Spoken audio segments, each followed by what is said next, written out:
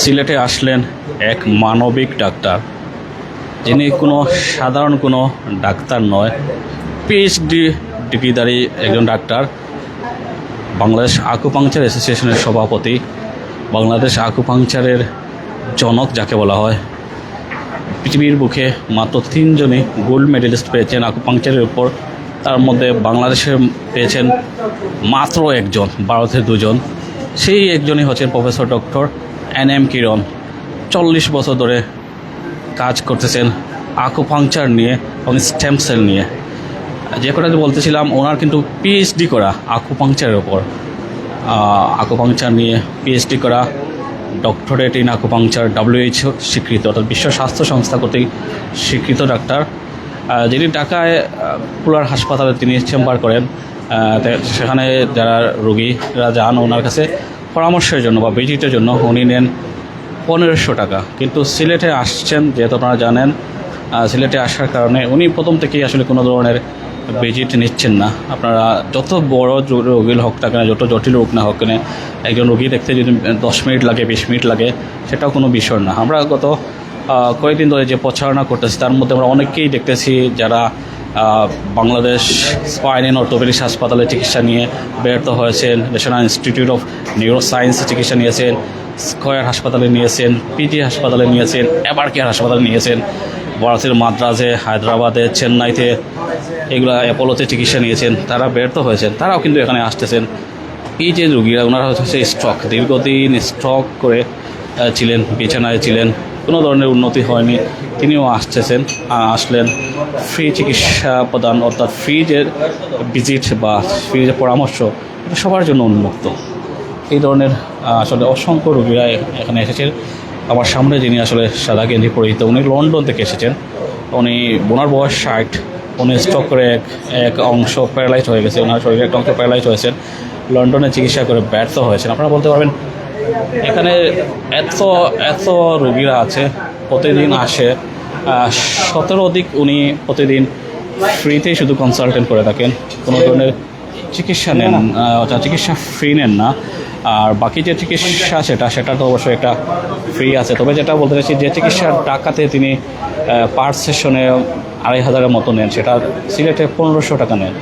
অর্থাৎ চিকিৎসার ক্ষেত্রেও আসলে বিশাল একটা সুযোগ বা ছাড় উনি দিচ্ছেন আকুপাংচার এবং PRP সব ক্ষেত্রেই, যেটা সিলেটের জন্য দিচ্ছেন। আপনারা জানেন সিলেটে একটা বড় পরিসরে আকুপাংচার এবং PRPর যে সেন্টার, সেটা আগামী সোমবার উদ্বোধন হতে যাচ্ছে সিলেটের উপশহরের গার্ডেন টাওয়ারের পাশেই যে শাহজালাল সিটি কলেজ ছিল, সেই সিটি কলেজের নিচতলায় এবং 5ম তলায়। অর্থাৎ আগামী সোমবার থেকে আপনারা যারা আসবেন সবাই সেখানে যাবেন। এখানে সোমবার থেকে আকুপাংচারের জন্য স্যারকে পাবেন না। আমরা অনেক রোগীকে দেখেছি যারা এখানে চিকিৎসা নিতে এসেছেন।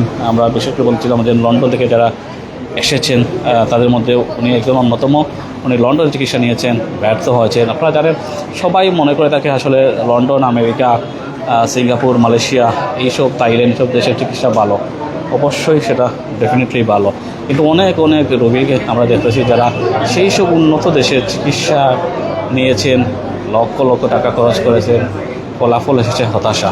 সেই সব রোগীরাও কিন্তু প্রফেসর ডক্টর NM কিরণ স্যারের কাছে আসতেছেন।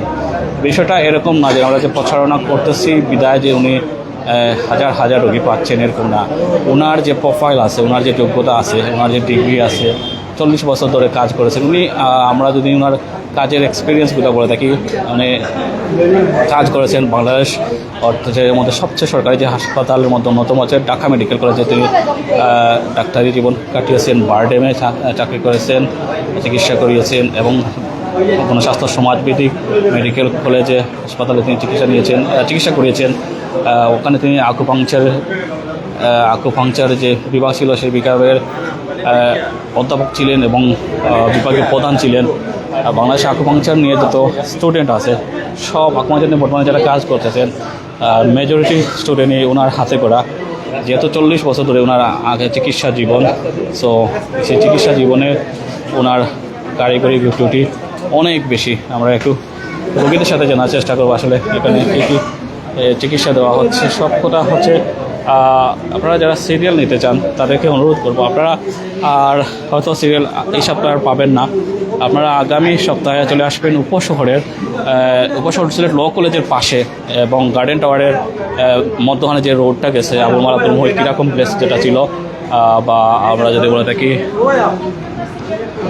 এখানে যে Sylhet city college Shahjalal city college ছিল সেই সিটি কলেজে আসবেন এবং ফোন নম্বরের জন্য কমেন্ট করবেন, আমরা ফোন নম্বর দিয়ে দেবো।